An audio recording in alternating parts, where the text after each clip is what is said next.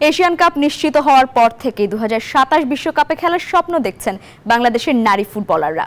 তুর্কমেনিস্তানের সাথে নিয়ম রক্ষার ম্যাচের আগে অধিনায়ক আফিদা খন্দকার জানালেন, শেষ ম্যাচটা জিতেই এশিয়ান কাপের মূল পর্বে ওঠা উদযাপন করতে চান তারা। দেশের ফুটবলে নবজাগরণ তা আরো গতিশীল করেছে ফুটবলের টাইগার্সরা। এশিয়ান কাপের বাছাইয়ে মিয়ানমারকে হারিয়ে এক ম্যাচ হাতে রেখেই মূল পর্বে জায়গা করে নিয়েছে বাংলাদেশ। তাতেই প্রত্যাশা বেড়েছে মানুষের। ফুটবলাররাও এখন স্বপ্ন দেখছেন অলিম্পিক ও বিশ্বকাপে খেলার।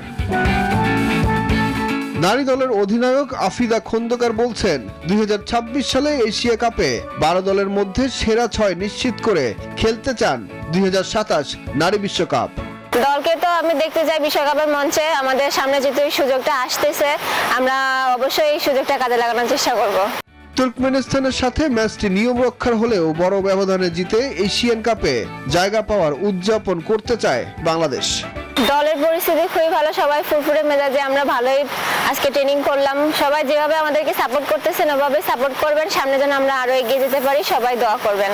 গোলকিপার কোচ জানালেন, দলে কিছুটা ইনজুরির সমস্যা থাকলেও তা দ্রুতই কাটিয়ে উঠবেন তারা। বান্ডেল থাকলে প্রতি সেনমানিতে টাকা বাঁচবে। বিকাশ সেনমানি বান্ডেল কিনে জিতুন প্রতি লেনদেনে। আমরা যারা টেকনিক্যাল স্টাফ আছি আমরাও তাদেরকে প্রতিনিয়তই বলতেছি, আমাদের টুর্নামেন্ট এখনো শেষ হয়নি। জয় দিয়েই টুর্নামেন্ট শেষ করে আমরা উদযাপনটা করতে চাই। মিয়ানমারে বাংলাদেশ সময় সন্ধ্যা 6:30টায় শুরু হবে বাংলাদেশ ও তুর্কমেনিস্তানের ম্যাচ। সুখন সরকার, নিউজ 24।